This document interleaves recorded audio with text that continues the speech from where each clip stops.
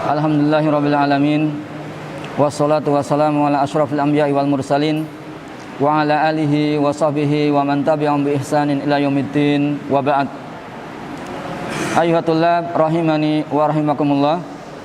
Alhamdulillah, pada malam hari ini kita akan meneruskan pelajaran tauhid dari kitab Tauhid karangan Syekh Muhammad bin Abdul Wahhab, yang mana pada pertemuan yang telah lalu kita membahas tentang bab man haqqaqa tauhida dakhalal jannah bighairi hisab. Bab siapa yang merealisasikan tauhid, dia akan masuk surga dengan tanpa hisab. Kemudian muallif menyebutkan satu ayat, yaitu firman Allah Ta'ala, Inna Ibrahim kana ummatan qanitan lillahi hanifa wa lam yakun minal musyrikin. Sesungguhnya Ibrahim dahulu adalah ummatan qanitan lillah. Ummah di sini imam, seorang imam yang tunduk patuh kepada Allah, hanifan, yang lurus akidahnya, lurus tauhidnya dengan menjauhi kesyirikan, wa lam yakun minal musyrikin. Dan dia tidak termasuk orang-orang yang menyekutukan Allah Subhanahu wa ta'ala. Maka pada malam hari ini kita akan meneruskan membaca syarah dari Syekh Utsaimin dalam kitabnya Al-Qaulul Mufid, yang mana Syekh Utsaimin mengatakan,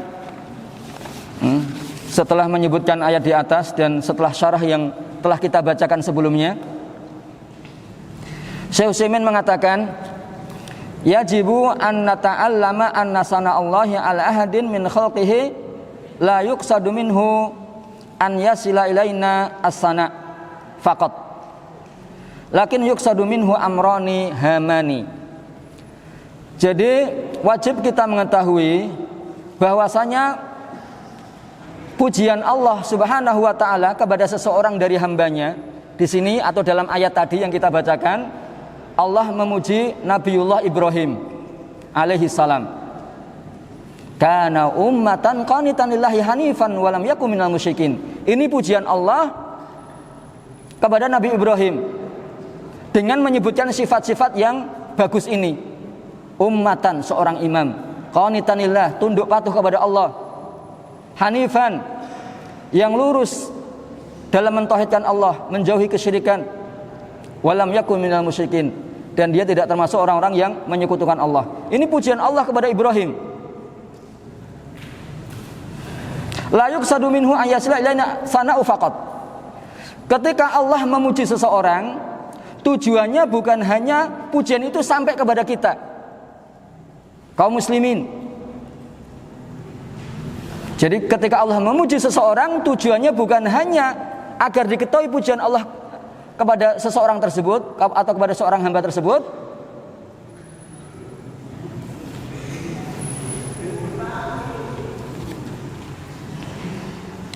lakin yuqsadu minhu amrani hamani.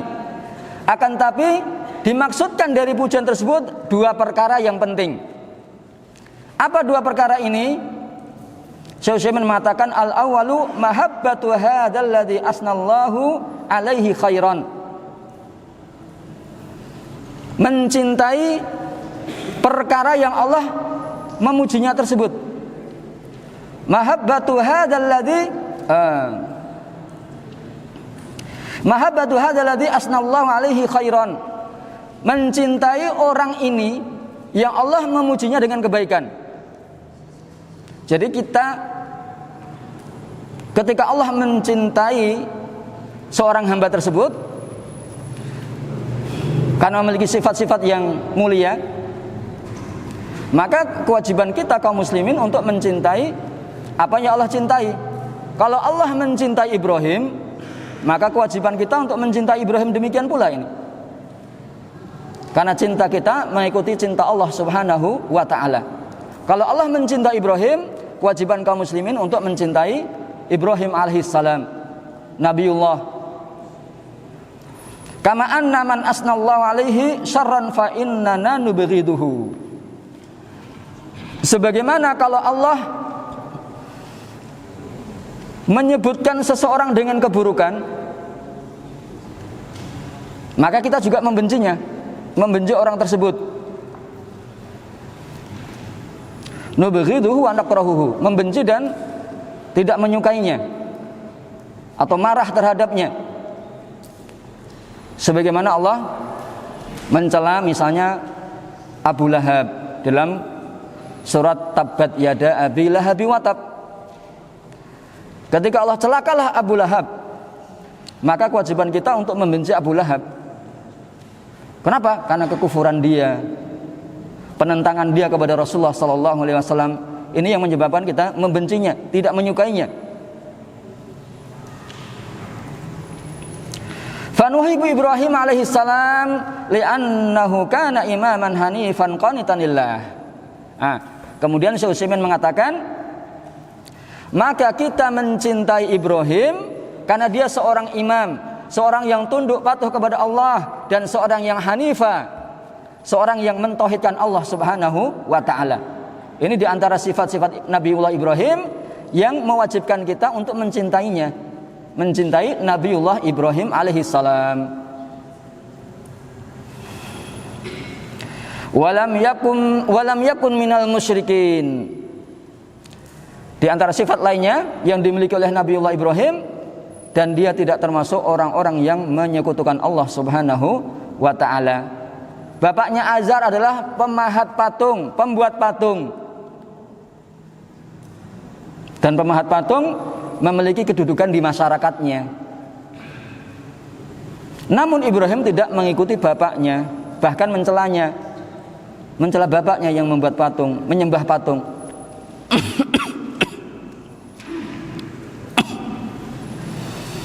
Wa nuhibbul malaikah wa in kanu min ghairi jinsina. Dan kita juga mencintai para malaikat, walaupun malaikat bukan jenis manusia. Malaikat itu makhluk lain yang bukan manusia, yang Allah menciptakan mereka dari nur. Kenapa kita mencintai malaikat? Karena mereka para hamba Allah yang taat, yang tidak satu detik pun bermaksiat kepada Allah Subhanahu wa taala. Senantiasa di atas ketaatan. Yang Allah perintahkan sujud, sujud terus. Yang Allah perintahkan zikir, zikir terus. Gak pernah bosen, gak pernah capek. Itulah malaikat. Kalau manusia, ketaatannya kadang diselingi dengan kebosanan. Males, menghafal males, murojaah males, apalagi baca pelajaran, mengulang pelajaran males. Itu di antara sifat manusia, ada sa'amah, ada kebosanan dalam ketaatan. Tapi kalau malaikat, mereka adalah orang-orang yang istiqomah di atas ketaatan. Kenapa? Karena Allah menciptakan mereka dalam kondisi yang kuat, fisik mereka, dan mereka tidak memiliki hawa nafsu, sehingga senantiasa di atas ketaatan kepada Allah Subhanahu wa ta'ala. Li'annahum qa'imuna bi amrillah. Karena para malaikat itu melaksanakan perintah Allah. Sebagaimana kita sampaikan tadi, tidak satu detik pun mereka bermaksiat kepada Allah Subhanahu wa ta'ala. Wa nakrahu syayatin. Kita juga membenci setan-setan. Li'annahum asuna lillah. Karena mereka bermaksiat kepada Allah Subhanahu wa ta'ala. A'da'un lana, musuh-musuh kita. Walillahi nakrahu adba'as syayatin. Karena Allah lah kita membenci, memusuhi pengikut para setan. Li'annahum asuna lillahi aidon. Karena mereka bermaksiat kepada Allah Subhanahu wa ta'ala pula. Ketika mereka bermaksiat kepada Allah Subhanahu wa ta'ala, siapapun, apakah setan dari kalangan jin ataupun setan dari kalangan manusia, maka kita membenci mereka. Kenapa? Karena mereka bermaksiat kepada Allah dan mengajak orang lain untuk bermaksiat kepada Allah Subhanahu wa taala. Ini yang menjadi sebab kita membenci mereka. Syayatinul insi wal jinni.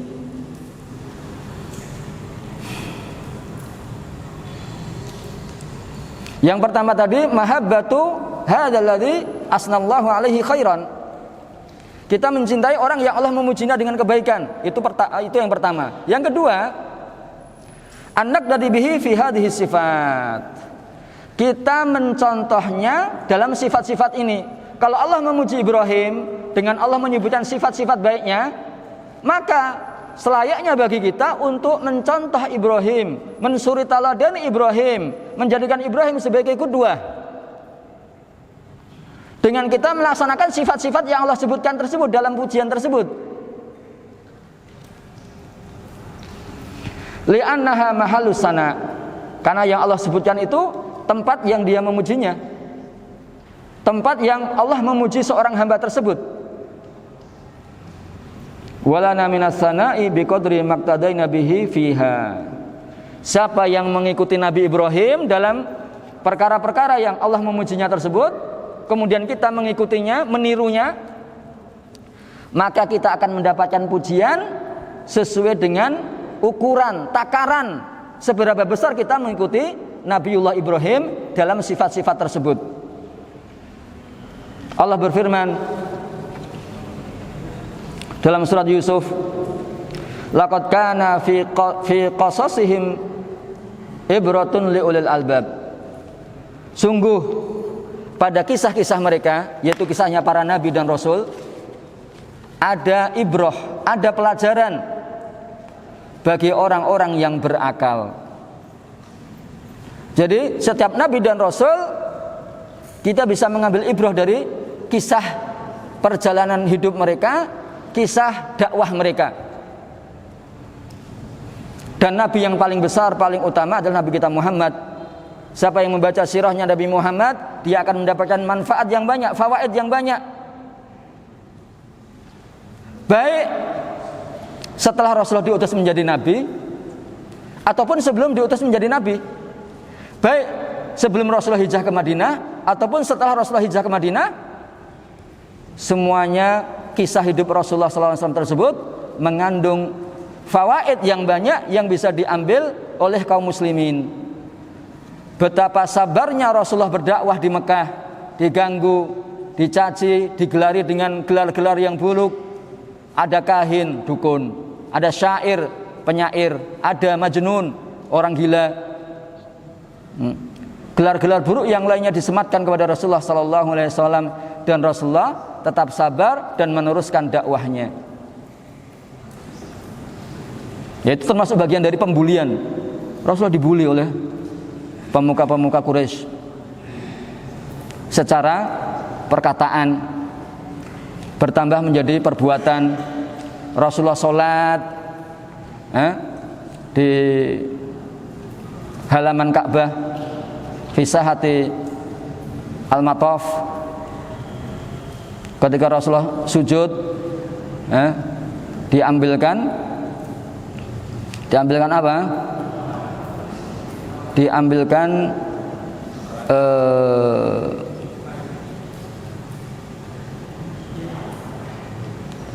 sesuatu yang keluar bersama binatang yang dilahirkan. Apa yang bersama dengan binatang yang dilahirkan? Ya ada darah, ada plasenta, ada semacam itu. Itu termasuk kotoran kan? Mengotori badan, mengotori pakaian, diletakkan di pundaknya Rasulullah ketika sujud.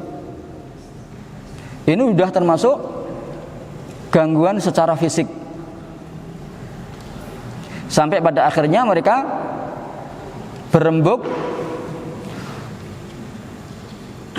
untuk membunuh Rasulullah SAW.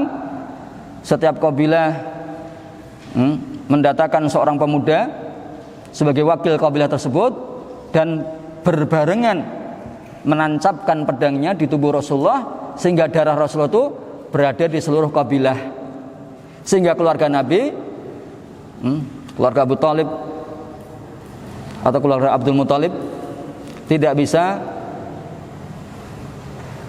menuntut darah. Menuntut darah ya akhirnya perang ini kan.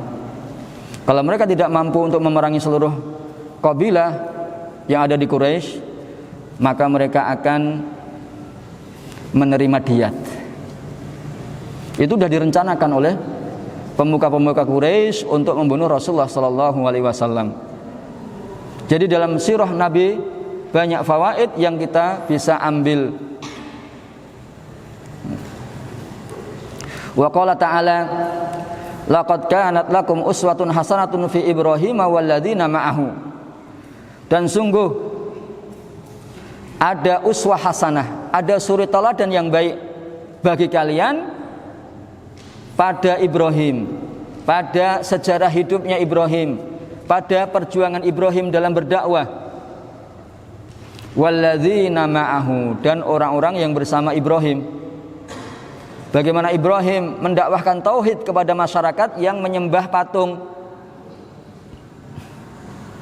Ketika mereka merayakan suatu pesta, seluruh orang berkumpul di suatu tempat, mungkin di lapangan atau di tempat apa gitu kan. Mereka meninggalkan tempat ibadah mereka. Kalau ibadah kita ya masjid, ibadah mereka ya tempat mereka beribadah yang di situ banyak patung-patung. Kemudian Ibrahim apa? Memakai kapak dan memenggal kepala-kepala patung-patung tersebut. Dan disisakan satu patung disisakan tidak dipenggal. Dan kapak itu dikalungkan di leher patung terbesar tersebut. Yang mana pada akhirnya Ibrahim ditangkap dan ditanyai gitu kan. Apakah kamu yang melakukan ini wahai Ibrahim? Ibrahim balik tanya, is'al kabirahum. Tanya yang paling besar itu kan. Tuh kan ada kapaknya itu. Hah? Apakah kamu tidak waras wahai Ibrahim ini kan? Patung kok ditanya ini kan? Maka dari situ Ibrahim membalikkan. Udah tahu patung nggak bisa jawab pertanyaan. Kenapa kalian menyembahnya, mengibadahnya, berdoa kepadanya, padahal kalian tahu dia tidak akan bisa mengabulkan doa kalian itu kan? Hanya patung, hanya batu. Dibalikkan pertanyaannya. Untuk mengajak berpikir, jangan menyembah batu, sembahlah Allah pencipta alam semesta, Rabbus samawati wal ardi kan? Ini salah satu cara atau memang itulah yang dilakukan oleh Ibrahim dalam berdakwah kepada kaumnya. Mengajak berpikir agar jangan menyembah batu. Batu kok disembah? Nah, buktinya batu-batu itu dipenggal nggak bisa membela diri. Dijatuhkan kepala-kepala mereka, nggak bisa melindungi diri sendiri. Lah kok dimintai perlindungan, diminta memenuhi hajat-hajat kebutuhan mereka, disembah, dimuliakan. Mengajak berpikir, menggunakan akal. Yang mana pada akhirnya mereka memutuskan untuk menghukum Ibrahim dengan dibakar hidup-hidup. Namun Allah menyelamatkan Nabi Ibrahim. Kuni bardan wa salaman li Ibrahim. Wahai api, jadilah bardan dingin dan keselamatan bagi Ibrahim. Ini mukjizat Nabiullah Ibrahim alaihissalam, yang mana dia tidak tersengat oleh api sedikit pun, walaupun dia dimasukkan dalam api unggun yang besar. Wa qala ta'ala laqad kana lakum fihim uswatun hasanatun liman kana yarjullaha wal yawmal akhir. Dan sungguh pada diri mereka, para nabi dan rasul, ada suri teladan yang baik bagi kalian. Liman kana yarjullaha wal yawmil akhir, bagi orang yang mengharapkan Allah dan hari akhir. Ayat-ayat yang kita bacakan tadi menunjukkan bahwasanya pada kisah sejarah para nabi dan rasul itu mengandung pelajaran, mengandung suri tauladan yang selayaknya bagi setiap muslim membacanya, mengetahuinya, kemudian bisa mengambil manfaat, mengambil pelajaran dari kisah-kisah para nabi dan rasul tersebut. Mempelajari kesabaran mereka, mempelajari keistiqomahan mereka dalam berdakwah. Padahal tantangannya, gangguannya luar biasa. Dan kalian itu calon-calon juru dakwah nih kan. Maka selayaknya bagi kalian untuk membaca kisah-kisah para nabi, untuk diambil pelajaran, diambil manfaat dari kisah-kisah mereka. Apalagi yang kita baca atau yang mengambil manfaat itu para ulama. Kita hanya mendengarkan perkataan para ulama, kita membaca perkataan para ulama ketika mereka menyebutkan fawaid, manfaat dari kisah, misalnya seorang nabi, kisah Rasulullah Muhammad, fawaid hijrah ke Madinah. Apa? Para ulama menyebutkannya. Ayyuhatullah rahimani wa rahimakumullah. Ini juga termasuk bagian dari anjuran untuk banyak baca. Dengan banyak membaca, semakin banyak pengetahuan, wawasan, dan yang dibaca banyak. Maudhu'at dalam ilmu syar'i itu banyak. Ada sirah nabawiyah, ada tafsir, ada fikih, ada usul fikih, ada hadis, ada syarhul hadis, ada ahadisul ahkam. Banyak, maudhu'at dalam hadis itu banyak, maudhu'at dalam ilmu syar'i itu banyak. Mau atau tidak kalian membacanya? Kalau mau membaca ya kalian bisa mengambil fawaid yang banyak. Kalau tidak mau membaca ya waktu kalian mungkin kurang bermanfaat, hanya untuk ngobrol dengan teman-teman, bal-balan. Bukan berarti bal-balan tidak bermanfaat, cuman jangan kebanyakan waktu digunakan untuk bal-balan, pingpong. Yuk, ada waktu beberapa saat untuk berolahraga, dan yang lainnya dimanfaatkan untuk thalabul ilmi, menghafal, membaca, murajaah. Ayyuhatullah rahimani wa rahimakumullah. Kemudian Syekh Utsaimin mengatakan, wa hadhihi mas'alatun muhimmatun li'anal insana ahyanan yaghibu an balihi al-gharadu al-awwal wa huwa mahabbatu hadzal ladzi asnallahu alaihi khaira. Ini adalah perkara penting karena seseorang itu kadang hilang dari pikirannya tujuan pertama ini, al-gharadu al-awwal, tujuan pertama, yaitu apa? Bukan tujuan pertama ya, yaitu dua perkara tadi yang disebutkan, dua perkara penting yang disebutkan oleh Syekh Utsaimin tadi, yaitu apa? Mencintai orang yang Allah memujinya dengan kebaikan tersebut. Dalam ayat tadi yang dipuji adalah Ibrahim alaihissalam. Walakin hadza yanbaghi an la yaghib li'anna al-hubba fillahi wal bughda fillahi min awsaqi ural iman. Ini selayaknya untuk tidak hilang dari diri seseorang, karena cinta karena Allah dan benci karena Allah itu termasuk awsaqu ural iman, tali iman yang paling kuat. Sebagaimana perkataan Rasulullah, awsaqu ural iman al-hubbu fillahi wal bughdu fillah. Tali iman yang paling kuat adalah cinta karena Allah dan benci karena Allah Subhanahu wa ta'ala. tatkala Allah mencintai Ibrahim dengan memujinya di dalam Al-Quran, maka kewajiban kita untuk mencintai Nabiullah Ibrahim alaihissalam. Faidah, Abu Ibrahim mata alal kufri. Nah, di sini Syekh Utsaimin menyinggung tentang bapaknya Ibrahim.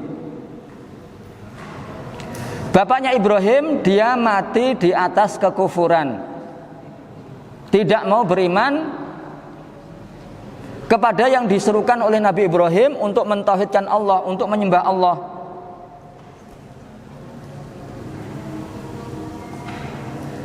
Wasab alladzina taqiduhu anna ismahu Azar kama qala ta'ala. Kama qala Allah tabaraka wa ta'ala. Dan yang benar bahwasanya nama bapaknya Ibrahim adalah Azar. Sebagaimana firman Allah Ta'ala, wa idz qala Ibrahimu li abihi Azar. Dan tatkala Ibrahim berkata kepada bapaknya Azar. Jadi nama bapaknya Ibrahim Azar sebagaimana yang disebutkan dalam Al-Qur'an. Atatakhidu asnaman alihah. Apakah kamu menjadikan berhala-berhala itu sebagai Tuhan? Berhala di sini apa? Batu-batu, patung-patung yang dipahat kemudian disembah, itulah alihah mereka, itu Tuhan-Tuhan mereka, itu berhala mereka. Allah berfirman dalam ayat yang lainnya, wa ma kana istighfaru Ibrahim li abihi illa an mau'idatin wa adaha iyahu. Dan tidaklah istighfar Ibrahim kepada bapaknya kecuali karena janji yang telah dia janjikan kepada bapaknya.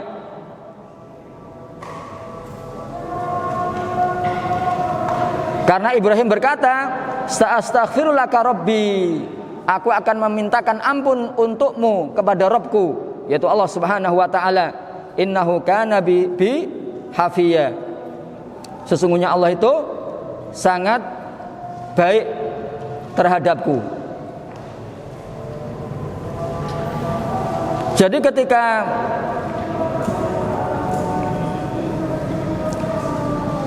Ibrahim mendakwahi bapaknya dan bapaknya tidak mau, maka Ibrahim berjanji kepada bapaknya ini, aku akan memintakan ampun untukmu kepada Rabbku. Ini janji Ibrahim alaihissalam.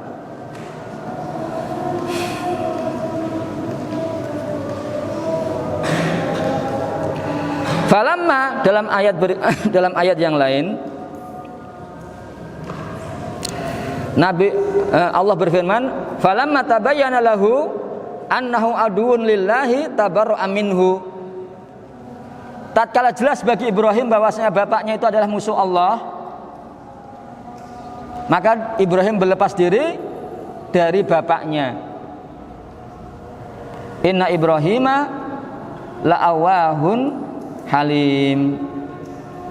Sesungguhnya Ibrahim itu termasuk orang yang lembut dan penyantun.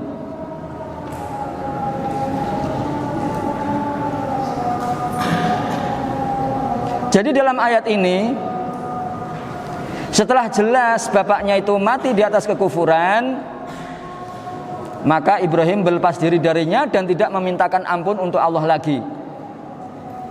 Jadi di awal-awal dia memintakan ampun untuk Allah, di akhirnya Ibrahim berlepas diri dari bapaknya dan tidak memintakan ampun untuk bapaknya. Kenapa? Mati di atas kekufuran. Tidak mau mentauhidkan Allah, tidak mau menerima dakwahnya Nabi Ibrahim alaihissalam. Wa fi surat Ibrahim qala, dalam surat Ibrahim Allah berfirman, Rabbana ighfirli wa liwalidayya walil mu'minina yauma yaqumul hisab. Wahai Rabbku, ampunilah aku dan kedua orang tuaku. Dalam ayat ini Nabi Ibrahim memintakan ampun untuk dirinya dan untuk kedua orang tuanya, bapak ibunya, termasuk itu Azar tadi, yang Azar itu adalah bapaknya. Walil mu'minina, dan untuk kaum mukminin, yauma yaqumul hisab, ketika ditegakkan hari perhitungan pada hari kiamat. Walakin fima ba'du tabaru'a minhu. Kemudian setelah itu Ibrahim berlepas diri dari bapaknya, tidak memintakan ampun untuknya lagi ini. Jadi di awal dia memintakan ampun untuk bapaknya, kemudian di akhir dia berlepas diri, tidak memintakan ampun untuk bapaknya. Dan ini kewajiban seorang muslim. Setiap muslim tidak boleh memintakan ampun kepada orang yang telah mati di atas kekafiran, walaupun keluarga dekatnya, walaupun bapaknya, walaupun ibunya. Ama Nuh, adapun Nabiullah Nuh alaihissalam, Nabi Nuh berdoa kepada Allah Subhanahu wa taala, Rabbighfirli wali walidayya waliman dakhala baitiya mu'minan walil mu'minina wal mu'minat. Ini doanya Nabi Nuh alaihissalam yang Allah sebutkan dalam surat Nuh. Rabbighfirli, wahai Rabbku ampunilah aku, wali walidayya dan kedua orang tuaku, waliman dakhala baitiya dan bagi orang yang masuk ke rumahku, mu'minan dalam keadaan mukmin. Orang yang masuk ke rumahnya Nabi Nuh didoakan ampunan untuknya oleh Nabi Nuh apabila dia seorang mukmin. Walil mu'minina wal mu'minat, dan ampunlah pula kaum mukminin laki-laki dan kaum mukminin perempuan. Ini doanya Nabiullah Nuh alaihissalam. Dari ayat ini kita mengetahui bahwasanya ayat ini menunjukkan bahwasanya kedua orang tua Nabi Nuh alaihissalam kana mu'minaini. Kedua orang tua Nabi Nuh alaihissalam adalah muslim, adalah mukmin, keduanya mukmin, mukminani. Dalilnya apa? Ya ini, Nabi Nuh memintakan ampun untuk kedua orang tuanya. Karena dasarnya seorang mukmin tidak boleh memintakan ampun kepada orang kafir. Ketika Allah menyebutkan doa Nabi Nuh dan dia memintakan ampun untuk kedua orang tuanya, ini menunjukkan bahwasanya kedua orang tua Nabi Nuh adalah dua orang yang mukmin.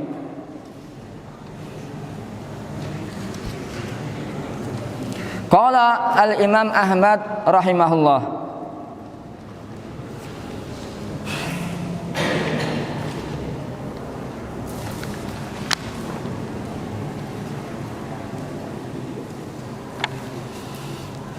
Imam Ahmad berkata, salah satun laisa laha aslun, tiga perkara yang dalam tiga perkara itu tidak ada dasarnya. Al-maghazi, maghazi itu perang. Wal malahim, malahim itu peristiwa-peristiwa dahsyat di akhir zaman. Wa tafsir, dan tafsir. Fahadi al-ghalib fiha annaha tudhkar biduni isnad. Dalam tiga perkara ini maghazi bisa diartikan sirah, malahim fitnah atau peristiwa-peristiwa besar di akhir zaman, kemudian tafsir. Dalam tiga perkara ini banyak disebutkan riwayat-riwayat tanpa sanad, kata Imam Ahmad. Kalau riwayat tanpa sanad, ketika suatu riwayat tidak ada sanadnya, maka para ulama tidak bisa menilai dari sanad tersebut ini sahih atau dhaif atau palsu. Kenapa? Sanadnya nggak ada. Walihada fa innal mufassirin yadhkuruna qissata Adam, karenanya para ulama tafsir menyebutkan kisah Adam. Falamma atahuma sholiha, ketika datang kepada keduanya seorang anak yang soleh.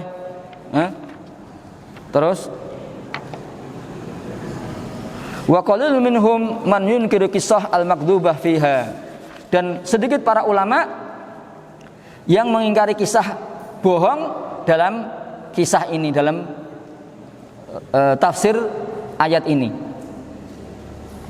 Artinya di sana para ulama tafsir banyak menyebutkan al-qissah al-makdzubah, kisah-kisah bohong dalam menafsirkan ayat ini. Kenapa? Ya, karena tidak ada sanadnya dalam riwayat-riwayat yang disebutnya tersebut. Jadi dalam masalah sirah nabawiyah, kemudian malahim fitnah atau fitnah-fitnah akhir zaman, peristiwa-peristiwa besar di akhir zaman, dan tafsir, di antara ulama banyak yang menyebutkan hadis atau riwayat tanpa sanad. Kalau suatu riwayat tanpa sanad, ya para ulama tidak bisa menilai derajat riwayat tersebut.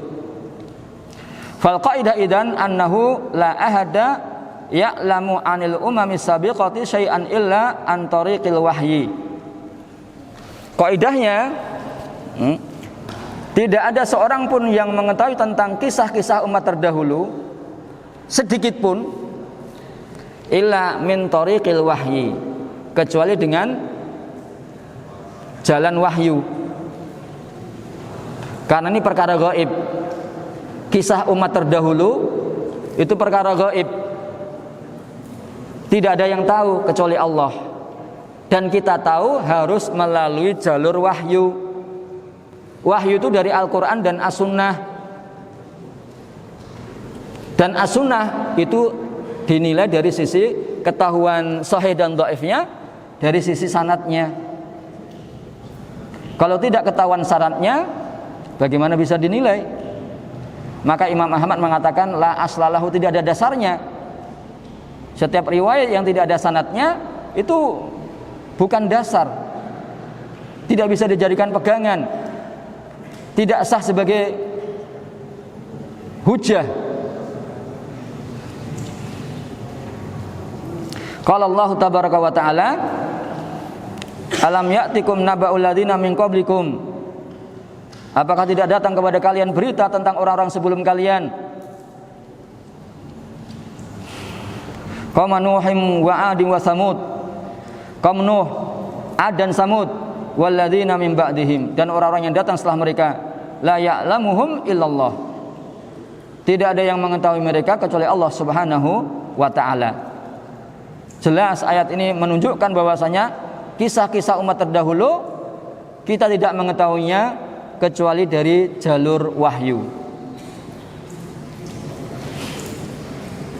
Sedangkan riwayat-riwayat yang tidak ada sanadnya tidak bisa digunakan sebagai hujjah. Imam Ahmad mengatakan la aslalahu, enggak ada dasarnya. Kenapa? Karena riwayat-riwayat tersebut tidak bersanad. Ini yang berkaitan dengan al-qasas, kisah-kisah al-umam as-sabiqah, qasasu umamis sabiqah, kisah-kisah umat terdahulu. Tidak bisa kita mengambilnya kecuali dari jalur wahyu, yaitu Al-Quran dan As-Sunnah. As-Sunnah pun harus diteliti kesahihan dan kedhaifannya atau kepalsuan riwayat tersebut. Yang bisa menilai siapa? Yang bisa meneliti siapa? Para ulama ahlul hadis. Kalau dalam masalah derajat hadis, derajat suatu riwayat, kewajiban kita adalah taklid kepada ulamanya, ulama ahlul hadis. Kita taklid kepada Syekh Albani misalnya, bahwasanya riwayat ini dhaif, riwayat ini sahih. Karena kita tidak memiliki kapasitas untuk menilai riwayat suatu hadis. Mudah-mudahan di antara kalian memiliki kemampuan, memiliki kapasitas untuk bisa menilai suatu riwayat, ya kan? Ayyuhatul rahimani wa rahimakumullah. Ini yang bisa kita sampaikan pada malam hari ini, mudah-mudahan bermanfaat.